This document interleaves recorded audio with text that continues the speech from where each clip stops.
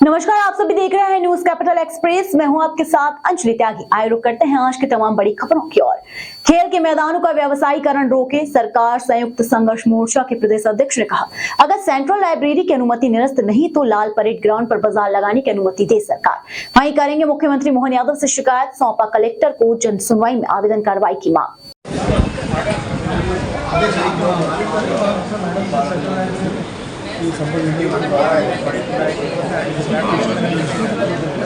Central library से वहाँ से भी हुआ है। पुलिस की लड़ाई में ही ग्राउंड को अलर्ट कर जानकारी के लिए आप मत मांगती है, मत दीजिए, लेकिन किसी ग्राउंड को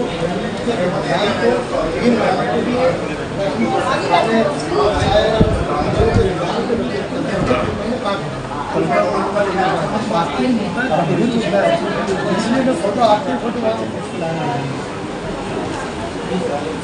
इसमें तो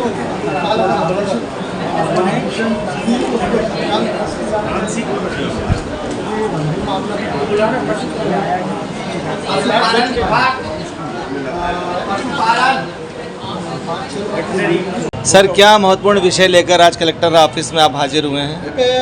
महत्वपूर्ण विषय है कि खेल के मैदानों का व्यवसायीकरण नहीं होना चाहिए। अगर हमारे यहाँ राजधानी में दो खेल मैदान है, शासन के हैंडओवर है, और उनको अगर 3-3 महीने के लिए दे दिया जाएगा रेंट पे, तो बच्चे खेलेंगे कहाँ? महत्वपूर्ण विषय था। मैंने माननीय कलेक्टर महोदय के यहाँ भी बोला है, मैंने जन सुनवाई में दिया है कि सवाल ये है कि खेल के मैदान को आप अखाड़े का मैदान क्यों बनाना? महल्ले वाले परेशान होंगे, आने में जाने में ट्रैफिक व्यवस्था गड़बड़ होगी, घनी बस्ती है, सेंट्रल लाइब्रेरी ग्राउंड है, बच्चे खेलते हैं। जब बच्चों को खेलने के लिए नहीं है तो मध्य प्रदेश के मुख्यमंत्री को खेल की दुकानें जो चल रही है बंद करना चाहिए। एक तरफ खेल का बढ़ावा दे रहे हैं मध्य प्रदेश के मुख्यमंत्री, वो दूसरी तरफ प्रशासनिक अधिकारी हैं, वो एक तथाकथित विधायक के कहने पे ग्राउंड अलॉट करते हैं। किसके दबाव में अलॉट हुआ? इज्तिमा स्थल ऑलरेडी पहले से ताजुल मसाजिद कैंपस में लगता है। इज्तिमा की दुकानें 3 महीने के लिए ताजुल मसाजिद कैंपस में लगती है। एक नई शुरुआत, एक नया विषय, एक नई सोच के साथ ये इज्तिमा की दुकानें वहाँ भी लगना शुरू हो जाएंगी। कहाँ पर अलॉट कर दी गई है? किस लाइब्रेरी के लिए अलॉट करा है? मेरा ऐसा मानना है, माननीय मुख्यमंत्री जी से भी, खेल मंत्री जी से, और स्थानीय प्रशासन मंत्री जी, नगरीय निकाय मंत्री जी, माननीय संभागीय कमिश्नर साहब से, कलेक्टर साहब से, अगर ये ग्राउंड आप इनको देते हैं तो मुझे भी लाल परेड ग्राउंड अलॉट करिए 3 महीने के लिए, जिससे कि इज्तिमा की दुकानें में सेंट्रल लाइब्रेरी ग्राउंड पे लगा सकूँ।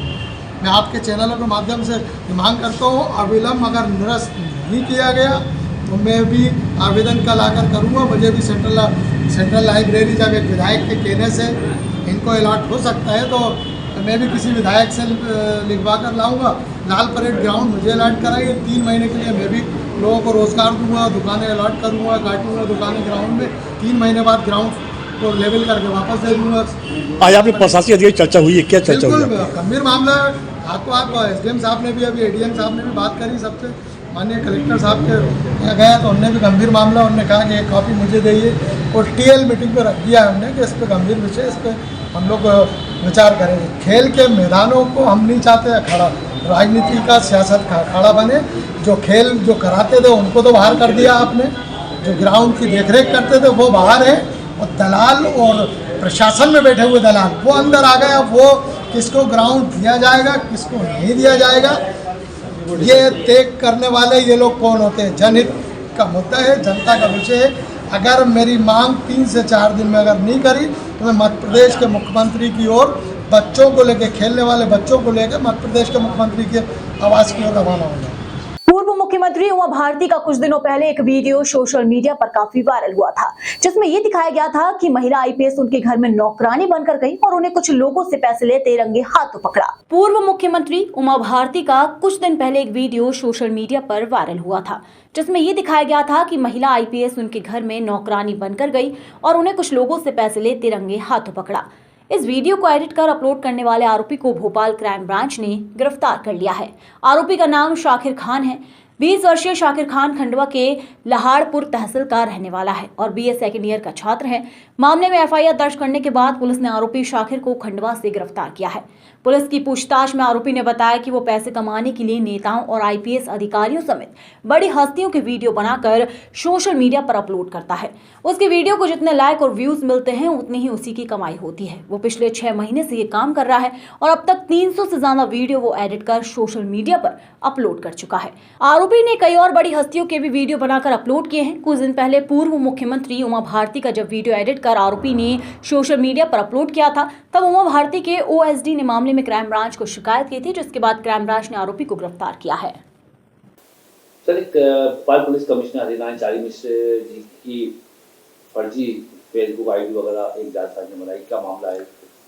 साइबर क्राइम में नए नए तरीके हम लोग रोज़ देखने में आ रहे हैं, जिसमें जो साइबर फ्रॉडस्टर्स हैं विभिन्न तरीक़ों से लोगों से पैसे मांगने, पैसे हटने का प्रयास करते हैं और एक नया तरीका रोज़ हमारे सामने आता है।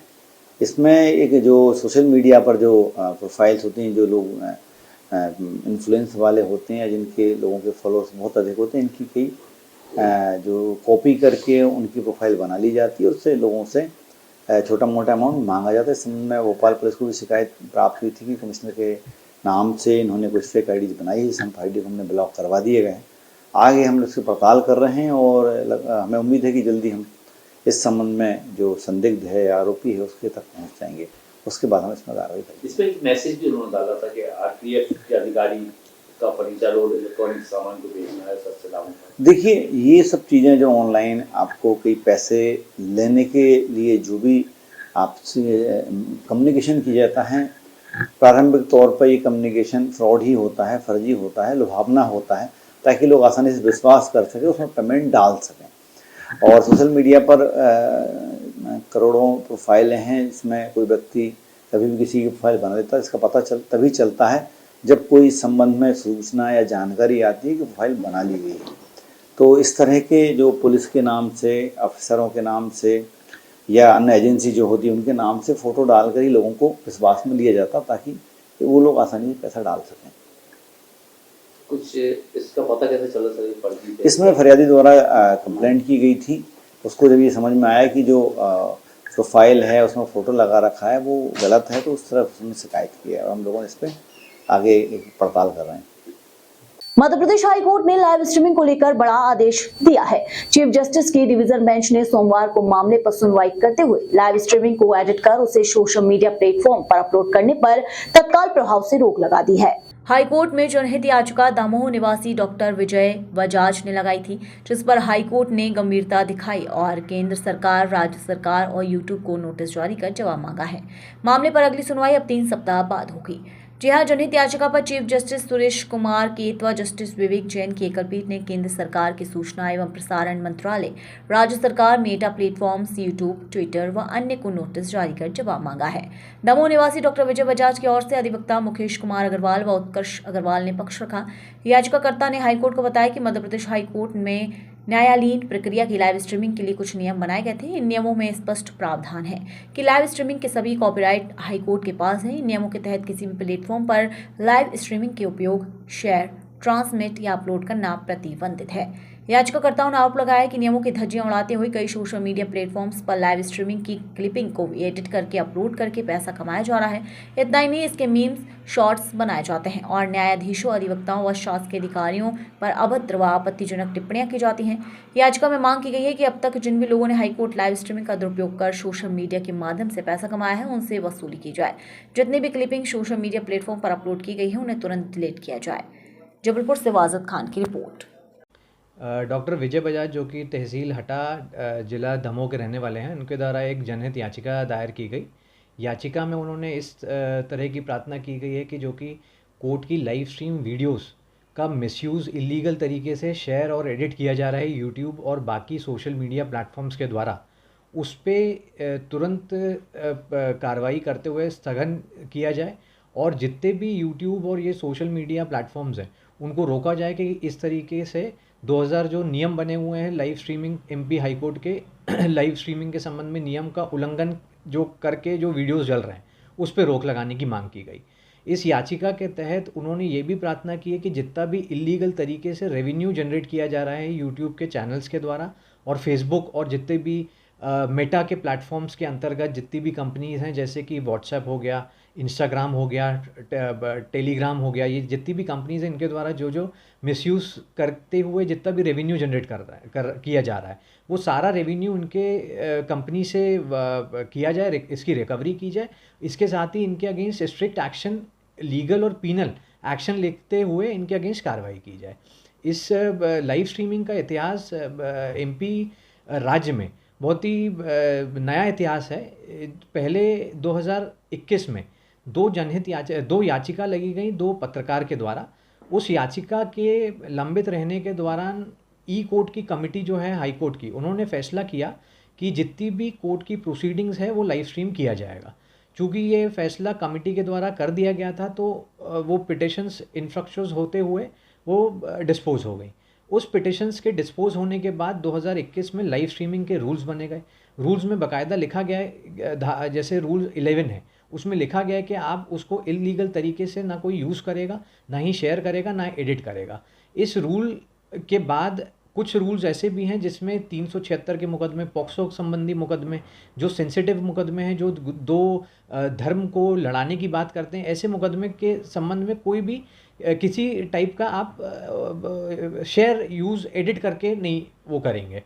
उसके बावजूद भी आप देखेंगे बहुत पिछले 1.5-2 साल से यूट्यूब के द्वारा और बाकी सोशल मीडिया के द्वारा बिल्कुल रूल्स को ताक पे रखते हुए और उनका उल्लंघन करते हुए ये इस तरीके से सारे कोर्ट की प्रोसीडिंग्स को दिखाया जा रहा है, जो कि न्यायालय की प्रक्रिया, न्यायालय की कार्य प्रणाली पे एक बहुत बड़ा प्रश्न चिन्ह लगाती है। दूसरा, न्यायालय की गरिमा को भंग करते हुए उसको धूमिल करती है। इस वीडियो को मिसयूज़ करते हुए आप देखेंगे यूट्यूब में कमेंट का सेक्शन होता है, जिसमें कि लोगों को ये आज़ादी और स्वतंत्रता रहती है कि वो जजेस और जो अधिवक्तागण हैं और जितने भी पक्षकार हैं उनके अगेंस्ट कमेंट करने की स्वतंत्रता दे दी गई है। तो कोई भी व्यक्ति जो जानकार नहीं भी है, वो भी कोर्ट की बिल्कुल अनपार्लियामेंट्री भाषा में उपयोग करते हुए, बहुत गंदी भाषा का उपयोग करते हुए वो वीडियोस उसमें कमेंट करता है। तो इन सब को रोकने के लिए जनहित याचिका लगाई गई। कोर्ट ने पूरे पक्षकारों को सुनते हुए इसमें स्टेट गवर्नमेंट को पार्टी बनाया गया, यूनियन ऑफ इंडिया को पार्टी बनाया गया। इसके साथ ही हाई कोर्ट को पार्टी बनाते हुए, एडमिनिस्ट्रेटिव साइड पे पार्टी बनाते हुए जितने भी प्राइवेट सोशल मीडिया प्लेटफॉर्म्स हैं उनको पार्टी बनाया गया। कोर्ट ने सुनते हुए और ये मानते हुए प्रथम दृष्टया है कि रूल 11 का उल्लंघन है, सारे मीडिया हाउसेस को ये निर्देश दिया है कि फोर्थविथ वो जितनी भी प्रोसीडिंग्स है कोर्ट की इलीगल तरीके से ना शेयर करेंगे, ना अपलोड करेंगे, ना एडिट करके उसको ट्रांसमिट करके अपलोड करेंगे। इसको स्टे करते हुए कोर्ट ने अगली सुनवाई इसको 17 दिसंबर की रखते हुए सारे मीडिया हाउसेस से इसके संबंध में जवाब मांगा है। स्टेट गवर्नमेंट को, यूनियन ऑफ इंडिया को और हाई कोर्ट को अपना स्पष्ट स्टैंड रखने के लिए आदेश दिया है और इसके साथ स्थगित करते हुए प्रकरण को आगे बढ़ा दिया गया है 17 तारीख के लिए। जबलपुर के Shri Ram technical institute college में एक छात्रा के साथ 2 छात्रों द्वारा दुष्कर्म का मामला सामने आया है। मामला सामने आने के बाद एवीपी के कार्यकर्ताओं द्वारा कॉलेज में उग्र प्रदर्शन किया गया। मामला सामने आने के बाद एवीपी के कार्यकर्ताओं द्वारा कॉलेज में उग्र प्रदर्शन किया गया। प्रदर्शन की जानकारी लगने के बाद स्थानीय माड़ोताल थाना पुलिस मौके पर पहुंची। वहीं बताया जाता है कि 13 और 14 अप्रैल को कॉलेज की नवनिर्माण बिल्डिंग में बीटेक 3rd ईयर के छात्र नूर मोहम्मद ने छात्रा से दुष्कर्म किया। इस घटना के छात्र के सहपाठी ने 8 अक्टूबर को उसी छात्रा के साथ दुष्कर्म किया। ताज्जुब की बात यह है कि इतनी बड़ी घटना होने के बाद भी कॉलेज प्रशासन के पास इस बात की जानकारी अब तक नहीं लगी। इस घटना के बाद पीड़ित छात्रा ने आरोपी छात्रों के खिलाफ थाने में 25 अक्टूबर को रिपोर्ट दर्ज कराई थी। पीड़िता की रिपोर्ट के बाद पुलिस ने आरोपी छात्रों को गिरफ्तार कर लिया है और मामले की जाँच कर रही है। एवीपी के कार्यकर्ताओं को जब इस बात की जानकारी लगने के बाद कार्यकर्ताओं ने कॉलेज प्रबंधन के खिलाफ प्रदर्शन किया और कार्यवाही की मांग की है। जबलपुर से वाजिद खान की रिपोर्ट। आपका यहाँ पर प्रदर्शन था, किस बात को लेकर प्रदर्शन? देखिए, कुछ दिन पूर्व ही हम सभी को सर्वविदित है कि एक छात्रा बहन जो कि जबलपुर के नहीं बाहर की है, यहाँ पढ़ने वाली श्री राम महाविद्यालय जो है इंजीनियरिंग महाविद्यालय, उसके साथ दुष्कर्म की घटना को अंजाम दिया गया था। एक नूर मोहम्मद करके युवक के द्वारा उसको फंसाकर लव जिहाद के तहत उसके साथ दुष्कर्म किया गया और इसी कॉलेज की 3rd तीसरी मंजिल में ये दुर्घटना घटी जो कि बेहद दुखद है। उसके बाद भी पुलिस प्रशासन द्वारा इस कॉलेज का नाम नहीं लिया जा रहा था, ना ही उस युवक का नाम लिया जा रहा था। तो आज अखिल भारतीय विद्यार्थी परिषद जबलपुर महानगर के द्वारा इस महाविद्यालय के समक्ष घेराव कर प्रदर्शन किया गया एवं पुलिस अधीक्षक महोदय से मांग की गई है कि जब इतने बड़े कॉलेज के अंदर इस प्रकार की जघन्य अपराध घट रहा है तो इसके सुरक्षा व्यवस्था के ऊपर बड़े प्रश्न चिन्ह खड़े होते हैं। हमने मांग करी है कि जांच कर कॉलेज प्रशासन के ऊपर भी कार्रवाई की जाए। माखन शर्मा, प्रदेश मंत्री। पुलिस ने तो 2 लोगों को अरेस्ट किया। देखिए, पुलिस प्रशासन ने जो आरोपी हैं उनको तो अरेस्ट किया, लेकिन जो अभिभावक हैं वो एक भरोसे के साथ बच्चों को भेजते हैं पढ़ने के लिए महाविद्यालय में। जी, 2 आरोपी हैं, लेकिन जो इस बिल्डिंग के अंदर जो अपराध घटा था मैं उसकी बात कर रहा हूँ। शिक्षा का मंदिर है, अभिभावक एक भरोसे के साथ विद्यार्थियों को पढ़ने यहाँ पर भेजते हैं और कॉलेज के ही अंदर इस प्रकार का जब अपराध उनके साथ होता है तो ये बड़े ही शर्म की बात है। उसी की जाँच कर हम लोग कार्रवाई करने के लिए यहाँ पर आए। यहाँ पर जो कॉलेज प्रबंधन है, क्या आपको लगता है कि उसकी पूरी लापरवाही है? बिल्कुल लापरवाही है। सीसीटीवी गार्ड है? बिल्कुल, सीसीटीवी में फुटेज, जितना हमने पता कि सीसीटीवी में किसी प्रकार की फुटेज नहीं आई है। इतने सारे बाउंसर अभी आपने देखा होगा प्रदर्शन के लिए, इतने सारे इन लोगों ने संख्या करके रखी है। उस दिन कहाँ पर थे और इतनी सारी बिल्डिंग खोल कर रखी है, उसके अंदर क्या हो रहा है? यह घटना देखिए अभी FIR के माध्यम से सबके सामने आई है। इसके पूर्व में भी हमारे पास शिकायत आई है। इस प्रकार की घटनाएं नशे का अड्डा और अपराधों का अड्डा महाविद्यालय बन चुका है। उसी के विरोध में आज विद्यार्थी परिषद ने प्रदर्शन किया है।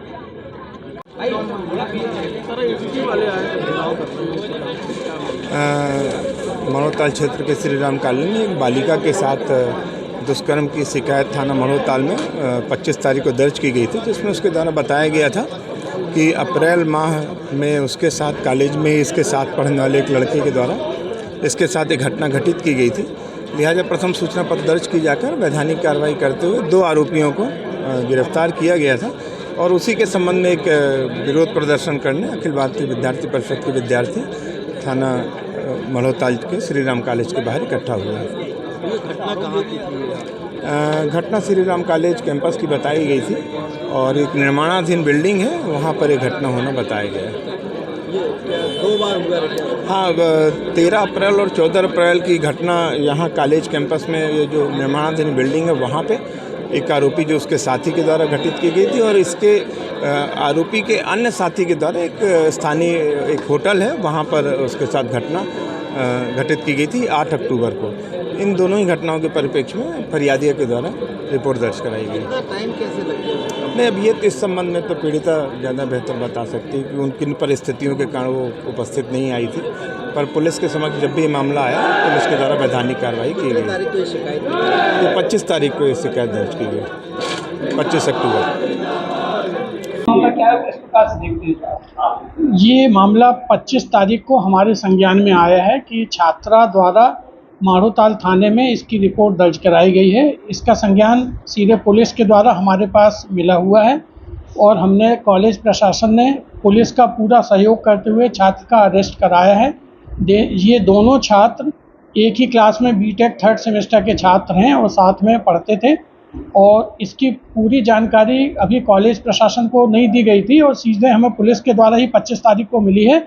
उसके बाद दीपावली का अवकाश हो गया था, तो अब हम स्वयं पुलिस के द्वारा पूरी जांच में सहयोग कर रहे हैं और आगे भी करेंगे और पूरा संज्ञान में ले लिया है कॉलेज प्रशासन ने इस मैटर को और हम इसको देख रहे हैं कि क्या हुआ है एक्चुअल में, क्योंकि ये घटना अप्रैल की है और सैटरडे संडे की उस दिन कॉलेज में अवकाश था उस समय पे, तो इसका हम संज्ञान ले चुके हैं और कॉलेज प्रशासन पूरा पुलिस प्रशासन को सहयोग करेगा इस मैटर में। छात्रा ने FIR में दर्ज कराया है कि उसको 3rd फ्लोर पर उसके साथ दुष्कर्म करना, तो जो उसने FIR में दर्ज कराया है इसकी जांच हमने पुलिस को बोला है कि पूरी जांच करके हमको बताएं, उस पर न्याय संगत हम एक्शन लेंगे, क्योंकि उस दिन संडे का समय है, शाम की घटना है, कॉलेज पूरी तरीके से बंद रहता है, तो छात्रा और छात्र कैसे आए इसकी पुलिस जांच करे और हम पूरा इसमें सहयोग करेंगे। 2 आरोपी हैं, ये कौन से सेमेस्टर में और ये 3rd semester BTech computer science के Shri Ram institute of science and technology के छात्र हैं, दोनों एक ही क्लास में पढ़ते हैं।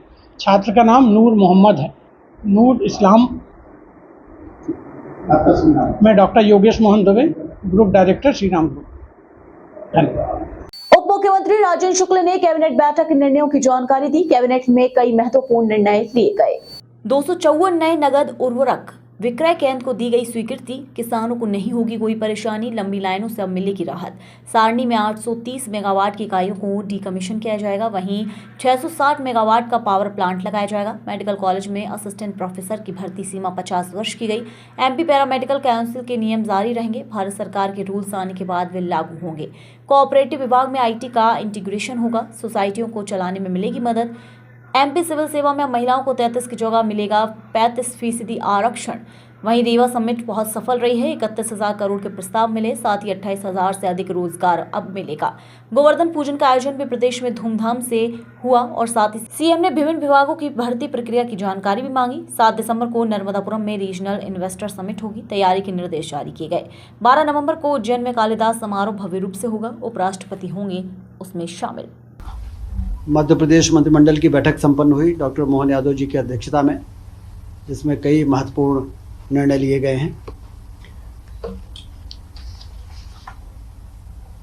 नगद उर्वरक विक्रय केंद्र जो 286 डबल लॉक के,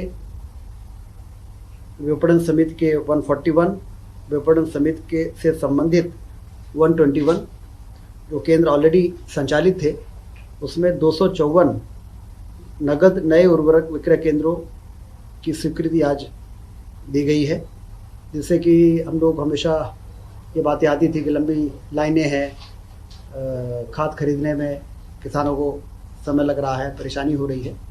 तो एक बहुत बड़ी राहत इसे मिलेगी। 254 नए केंद्र खोले जाएंगे और ख़ास तौर से जो डिफ़ॉल्टर किसान हैं, जिनको कि नगद में खाद मिल जाए, इसके लिए इस प्रकार के सेंटर की आवश्यकता थी। तो ये एक निर्णय हुआ है। सतपुड़ा सारणी में सतपुड़ा ताप विद्युत गृह के 4 जो बहुत पुराने इकाइयाँ थी, 410 मेगावाट की 2 थी और 420 मेगावाट की 2, 830 मेगावाट टोटल जो है उसको डीकमीशन किया जाएगा।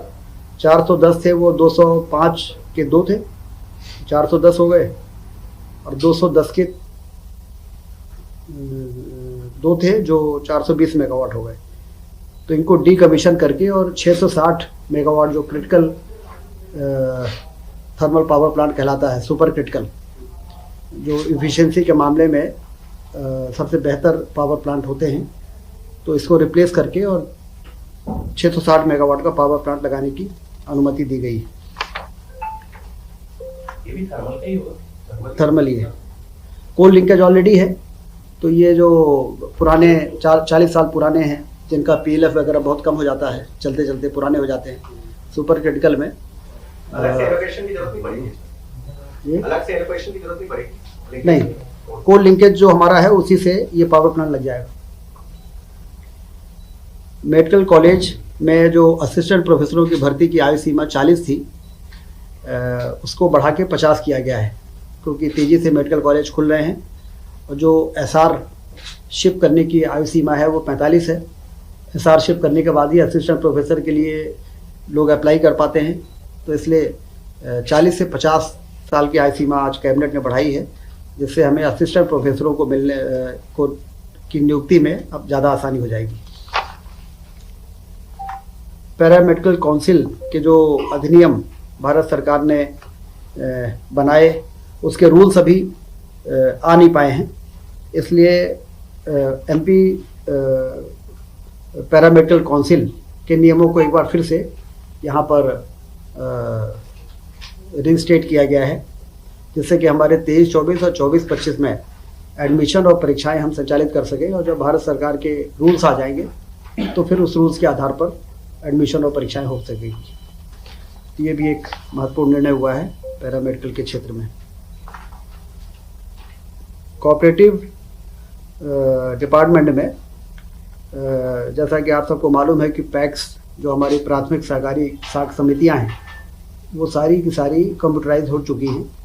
हमारे रजिस्ट्रार ऑफिस DR और JR के ऑफिसर्स को भी कंप्यूटराइज करके और पैक्स समितियों के साथ और हाउसिंग की जो सोसाइटीज़ है, प्राइवेट जो सोसाइटीज़ हैं, उनको इंटीग्रेट किया जा सके, सारी इन्फॉर्मेशन हमें समय समय पे और मिलती रहे, इसके लिए strengthening of cooperative through IT interventions,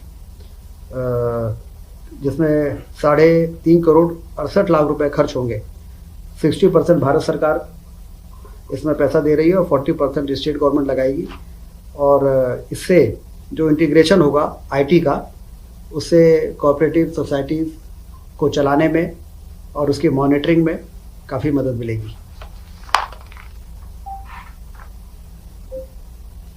Madhya Pradesh civil सेवा में महिलाओं की नियुक्ति के लिए 33% का जो रिजर्वेशन था उसको 35% किया गया है। बहुत ही महत्वपूर्ण निर्णय है महिला सशक्तिकरण की दिशा में कि अब मध्य प्रदेश में 35% रिजर्वेशन रहेगा नियुक्तियों में, सभी प्रकार की नियुक्तियाँ। एमपी गवर्नमेंट 33 से 35। सर ये जो एमपीपीएससी कंडक्ट कर रही है वो वाले या पीएससी और ईएसबी में जितनी भी नियुक्तियाँ होती हैं सारी। रीवा रीजनल इन्वेस्टर समिट बहुत सफल रही है।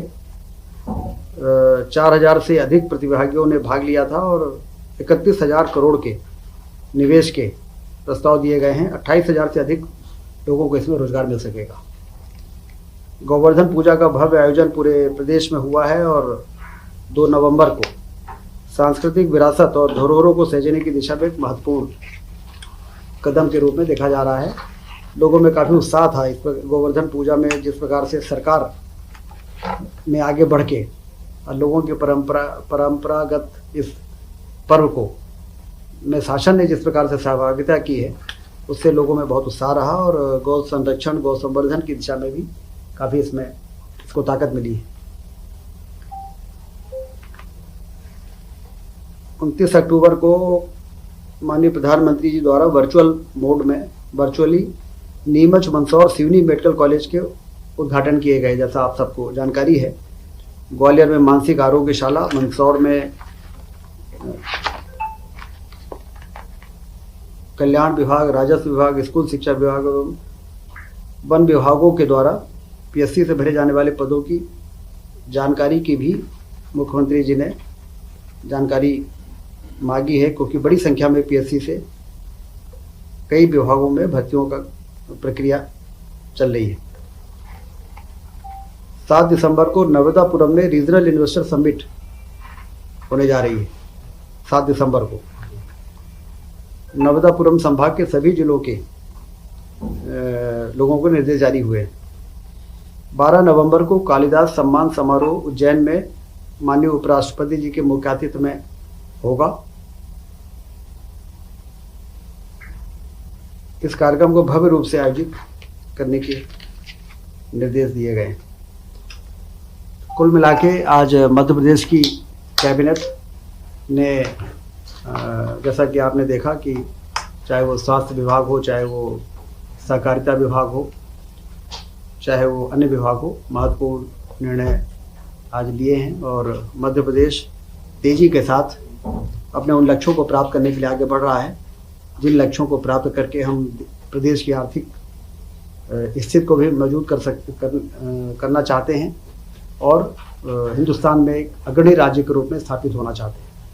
खासरोद तहसील के गांव फरारजी में लगने वाले 9 दिवसीय मेले का शुभारंभ किया गया, जिसमें खासरोद जनपद अध्यक्ष पृथ्वीराज सिंह मीडिया से चर्चा में बताया कि फरारजी में बड़ा ही प्राचीन भैरव मंदिर है, जहां भैरव की प्राचीन प्रतिमा है, जिसे मदिरा का भोग लगाया जाता है और मेले का आयोजन पिछले कई वर्षों से किया जाता आया है। साथ ही इस बार जनपद खासरोद की तरफ से भव्य मेले का आयोजन किया जा रहा है और क्या कुछ कहा जनपद अध्यक्ष ने, आइए आपको सुनवाते हैं।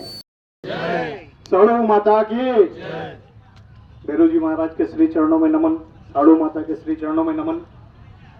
सर्वप्रथम तो सभी को मैं दीपावली की बहुत बहुत शुभकामनाएं देता हूं एवं आने वाले 8 दिन सभी हमारे जनपद के साथी सब कर्मचारी यहाँ उपस्थित हैं। 8 दिन हमारी परीक्षा का समय है।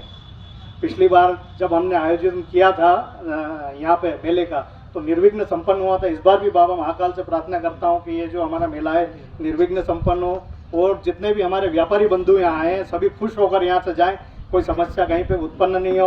और अगर कोई समस्या आती है किसी भी व्यापारी बंधु को तो यहाँ हमारे कर्मचारियों से संपर्क करें। अगर नहीं आती, अगर वो वहाँ और कोई समस्या आती है तो मुझसे संपर्क करें। मैं भी आपके लिए 10 दिन यहाँ उपस्थित रहूँगा। इसी के साथ मैं अपनी वाणी को विराम देता हूँ एवं बधाई शुभकामनाएं देता हूँ। सभी व्यापारी बंधु जो आए अच्छा व्यापार करें, यहाँ से कमाएं और आगे जाएं, तो यहाँ के मेले की प्रशंसा करें, तो आने वाले समय में इस मेले की भव्यता और बढ़ेगी। जय हिंद, जय भारत। जो है फन्ना जी मेले का जो शुभारंभ हुआ है और आज आपके द्वारा जो शुभारंभ का मुहूर्त भी किया गया है, तो इसके लिए क्या क्या व्यवस्था की गई है जनपद की तरफ से? व्यापक व्यवस्थाएं इस बार जनपद ने वहाँ पर की है। सभी को दुकानें आवंटन करना है। पूरे वहाँ पे मेला क्षेत्र में हमने सुरक्षा की दृष्टि से एक चौकी बनाई है, डॉक्टर की एक टीम बिठाई है मेडिकल सुविधा के लिए, एवं वहाँ पे हमारे जनपद की भी पूरी टीम है। अगर कुछ असुविधा होती है तो वहाँ पे जनपद की टीम से बात कर सकते हैं। तो अभी जैसे पिछले साल के मुकाबले अभी बात करें अपन लोगों के आने की, तो कितनी जनसंख्या आने का अनुमान है अभी तक? हाँ, इस बार हमने कोशिश की है और उसकी भव्यता बढ़ाने की, वहाँ से अतिक्रमण हटा के और भव्य बनाने की कोशिश की है। तो इस बार ज़्यादा संख्या आने की संभावना है। तो कहीं ना कहीं जो इस बार ज़्यादा संख्या बढ़ेगी और मेले को देखते हुए जो दूर दूर से लोग आते हैं यहाँ पे दर्शन करने के लिए, और काफ़ी प्राचीन मंदिर भी है, तो इसको लेके क्या कहना चाहेंगे कि दर्शन करने लोग पहुँचे आप? मंदिर बहुत प्राचीन है और जो हमारे भैरू जी की महिमा है वो बहुत दूर दूर ख्याति प्राप्त है। बहुत दूर दूर से लोग आते हैं और मैं सभी जो आपके माध्यम से मुझे सुन रहे हैं सबसे कहना चाहता हूँ कि इस बार भी हमने सारी व्यवस्था करी है। आप आए, अधिक से अधिक संख्या में देवनारायण भगवान, भैरू जी एवं साड़ू माता के दर्शन का लाभ लें।